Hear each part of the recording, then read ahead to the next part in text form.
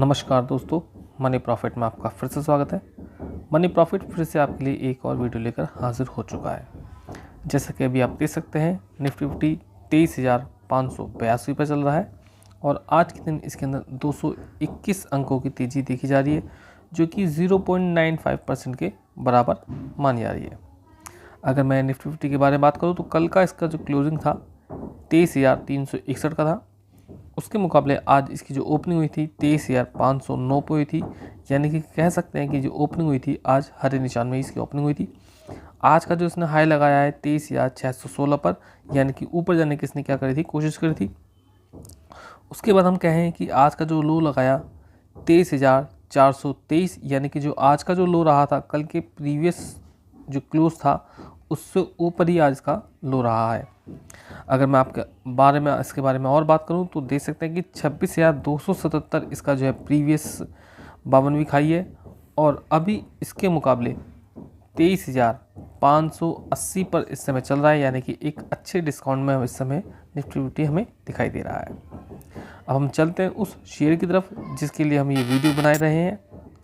दोस्तों, आज हम बात कर रहे हैं एक ऐसी कंपनी जो निफ्टी 50 की कंपनी है और निफ्टी 50 में शामिल है। कंपनी का नाम आप देख सकते हैं लार्सन एंड टर्बो।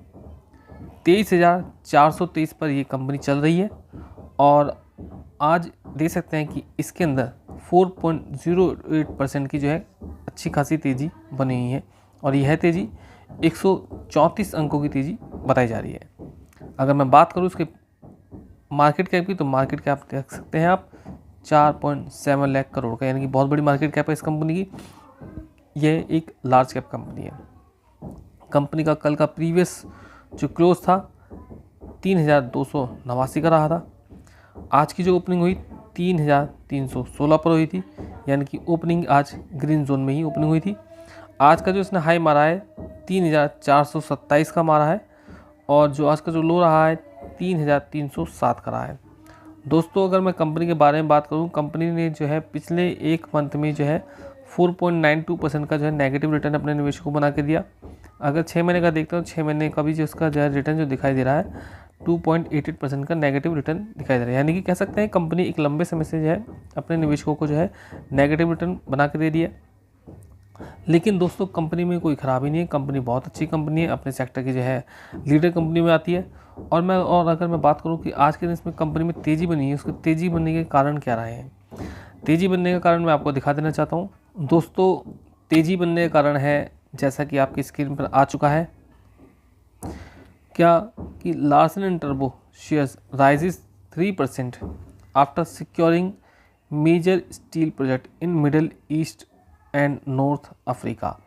तो यानी कि इस कंपनी को, भारत की एक बड़ी कंपनी को क्या मिला है, ऑर्डर मिला है और ये जो ऑर्डर मिला है आउट ऑफ इंडिया मिला है, यानी कि बाहर का एक इंटरनेशनल ऑर्डर मिला है कंपनी को।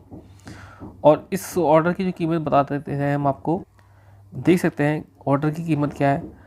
5,000 से 10,000 करोड़ के बीच में ये ऑर्डर की कीमत मानी जा रही है, जिसकी वजह से आज शेयर में हमें 4% से ऊपर की तेज़ी देखने को मिल रही है। कंपनी के बारे में मैं और कहूँ तो आप देख सकते हैं इसका जो पी चल रहा है 33.8 का चल रहा है, ROC 13.4 और ROE 14.7 का इस समय चल रहा है। फेस वैल्यू इसकी 2 की है। कंपनी डिविडेंड भी अपने निवेश को बना के दे रही है, 0.84% का डिविडेंड लगातार दे रही है कंपनी। देख सकते हैं कंपनी जो है अपने पीयर्स के मुकाबले लीडिंग कंपनी है। अगर मैं शेयर होल्डिंग पैटर्न के बारे में बात करूँ तो शेयर होल्डिंग पैटर्न आप देख सकते हैं FII के पास जो है होल्डिंग बनी है 20.83%, यानी कि हालांकि जो है FII ने अपनी होल्डिंग को क्या किया है, कम किया है। लेकिन अगर दूसरी तरफ देखता हूँ DII, और अगर हम DII की एंट्री देखते हैं तो आप देख सकते हैं कि DII ने अपनी जो होल्डिंग है उसको बढ़ाया है, 41.71% किया है। पहले ये होल्डिंग 40.44% हुआ करती थी। दोस्तों, FII और DII की होल्डिंग को देखकर हम ये अनुमान लगा सकते हैं कि शेयर वो किस प्रकार से काम करेगा आने वाले समय में। गवर्नमेंट की अगर बात करें तो गवर्नमेंट की जो होल्डिंग है वो सेम बनी हुई है 0.24%। और अगर मैं पब्लिक की होल्डिंग बात करूँ तो पब्लिक की होल्डिंग कितनी हुई है 37.21% हो गई है। पिछले क्वार्टर के मुकाबले गवर्नमेंट जो पब्लिक है, पब्लिक ने अपनी होल्डिंग है उसको कम किया है। और ये जो होल्डिंग सीधी की सीधी किसके द्वारा खरीदी गई, सारी की सारी होल्डिंग जो खरीदी गई है किसके द्वारा, ये DII के द्वारा होल्डिंग खरीदी गई है। पहले FII ने जो है अपनी होल्डिंग को बेचा, और साथ में फिर पब्लिक ने बेचा, और सारी जो होल्डिंग जो बेची गई वो सारी की सारी उठाई गई DII के द्वारा। दोस्तों DII क्या होते हैं? DII जो है, जो भारत के निवेशक होते हैं, बड़े बड़े निवेशक होते हैं, बड़े बड़े इन्वेस्टर होते हैं, डोमेस्टिक इन्वेस्टर होते हैं, इनके पास बहुत सारे जो है तरीके होते हैं अपने शेयर के बारे में जानने के लिए, और ये ऐसे ही शेयरों पर जो है पैसा लगाते हैं जिन शेयर में उनको जो है उत्थान यानी ग्रोथ की संभावना पूरी दिखती है। दोस्तों क्योंकि ये जो DII होते हैं ये हमारी तरह लाख रुपए, 2 लाख रुपए, 3 लाख रुपए ऐसा तो पैसा लगाते नहीं है। ये जो पैसा लगाते हैं करोड़ों में अपना पैसा लगाते हैं, किसी भी शेयर के पीछे लगाते हैं तो, और जो करोड़ों में पैसा लगाते हैं वो शेयर के बारे में पूरी तरह से जाँच पड़ताल करते हैं, उसके बाद ही उस शेयर में जो है इन्वेस्ट करते हैं। दोस्तों आप देख सकते हैं इसका ROC जो है हमें बढ़ता हुआ दिखाई दे रहा है। तो ROC बढ़ने का मतलब समझते हो? मतलब ये है कि कंपनी अच्छा कर रही है। तो कंपनी का ROC लगातार हमें बढ़ता हुआ दिखाई दे रहा है। डेटर्स जो है डेज है ये भी हमें लगातार गिरते हुए कम दिखाई दे रहे हैं, यानी कि जो पहले जो पैसा मिलता था वो देरी से मिलता था, लेकिन अब जो है उसमें जो है कमी आई है, यानी कि पैसा अब जो है जो कंपनी है उसको जल्दी मिलने लगा है। जो उन्होंने प्रोजेक्ट वगैरह पूरे कंप्लीट किए होते हैं उसके पास जो पैसा मिला है वो क्या है पूरी तरह से जल्दी मिलने लगा है, जिसकी वजह से हम कह सकते हैं कंपनी जो है अच्छा कर रही है और कंपनी पर जो है भरोसा बना हुआ है लोगों का। कंपनी का आप रिजर्व दे सकते हैं 88,955 करोड़ का रिजर्व है, जो कि पिछले मुकाबले पिछले हम 6 महीने पहले का अगर देखते हैं तो ये 86,084 करोड़ का हुआ करता था, और इस समय ये 88,995 का, यानी कि रिजर्व में भी क्या है बढ़ोतरी है, इनके पास पैसा इकट्ठा हुआ है, जिस रिजर्व का इस्तेमाल जो है अपने बिजनेस को एक्सपेंशन करने के लिए इसका इस्तेमाल किया सकता है। और देखो प्रॉफिट दे सकते हैं कि कितना बड़ा प्रॉफिट इस समय हमें दिखाई दे रहा है, 2,48,421 करोड़ का जो है हमें प्रॉफिट दिखा रहा है। और अभी ये मार्च 2025 आएगा तब जो है पूरी तरह से बैलेंस शीट दिखाएगा, लेकिन उससे पहले हम देख सकते हैं इसने पिछले साल का जो एस्टिमेट था उसको जो है क्या करा है ब्रेक कर दिया है। पिछले साल 2,21,113 करोड़ का था, जबकि इस समय अभी साल कंप्लीट नहीं हुआ, मार्च 2025 आना बाकी है, उससे पहले 2,48,421 करोड़ का इसने जो है सेल्स दिखा दी इसने।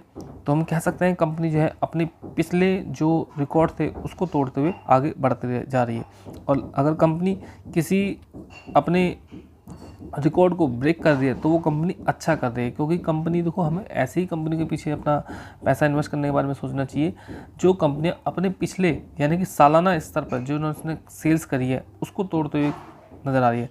क्वार्टर्स में तो देखो ऐसा हो सकता है, क्वार्टर्स में कभी भी जो है ऊपर नीचे चलता रहता है, लेकिन सालाना दर पे हमें देखना चाहिए। सालाना दर पे देखने से हमें पता था कि कंपनी जो है किस तरह से अपना जो है सालाना सेल्स कर रही है, किस तरह से बढ़ रही है कंपनी। तो अगर सालाना बढ़ रही है कंपनी तो जो है कंपनी भरोसे लायक है, कंपनी के बारे में हम सोच सकते हैं, कंपनी को जो है अपने रडार पर रख सकते हैं।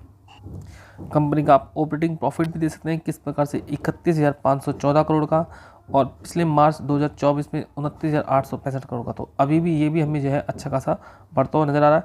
ऑपरेटिंग प्रॉफिट मार्जिन जो 13% हो चुका है, जबकि पिछले मार्च 2024 में 14% का था। अभी जो है मार्च 2025 में आएगा तो इसे हो सकता है कि ये भी इसको तोड़ता हुआ दिखाई दे। अब शेयर को हम चार्ट पैटर्न के आधार पर देखते हैं।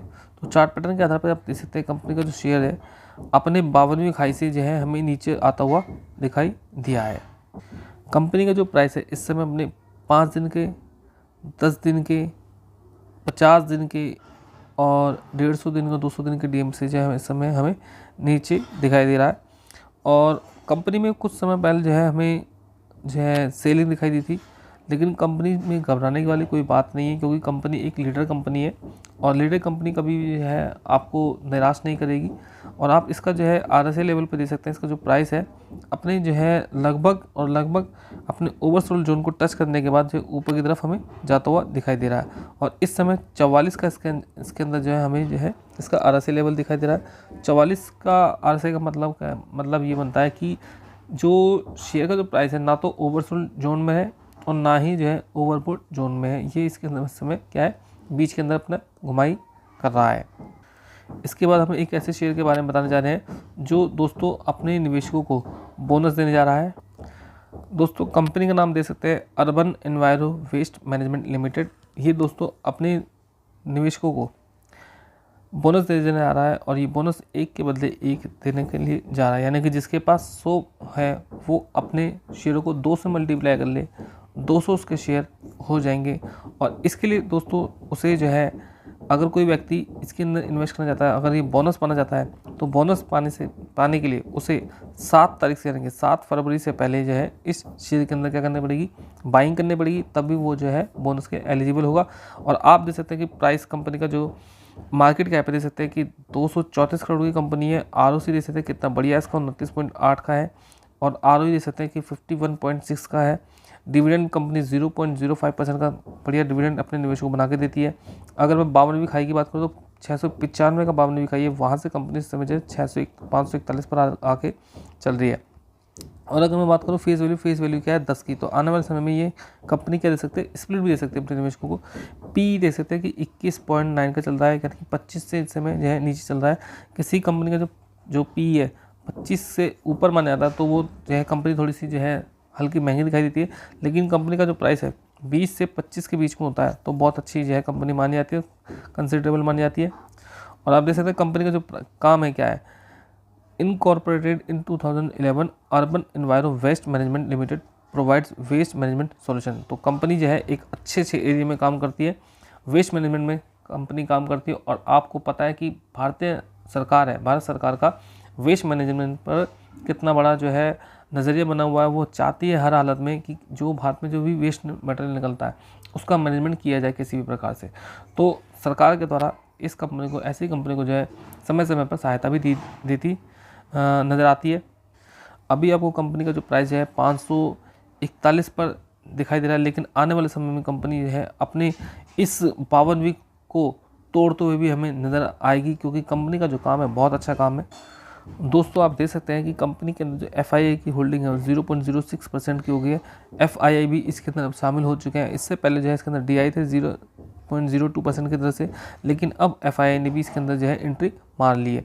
और प्रमोटर्स के पास 51.19 की होल्डिंग बनी है, तो वहीं जो पब्लिक के पास 48.76% की होल्डिंग बनी है। अब आप समझ सकते हैं कि FII और DI किसी भी शेयर में जो है इन्वेस्ट करते हैं तो सबसे पहले जांचते हैं, पड़ताल करते हैं, उसके बाद ही वो जो है अपना पैसा किसी शेयर में इन्वेस्ट करते हैं। जब FII और DI इसके अंदर शामिल है तो 100% इस कंपनी के अंदर कोई ऐसी बात होगी जिसकी वजह से, जिसको सोचकर इन्होंने जो है इस कंपनी के अंदर निवेश किया है।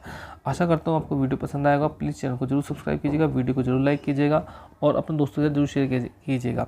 जो भी मैंने शेयर्स इस वीडियो में दिखाया है, मेरा कोई भी रिकमेंडेशन नहीं है कि आप इस शेयर में जो है इन्वेस्ट कीजिए।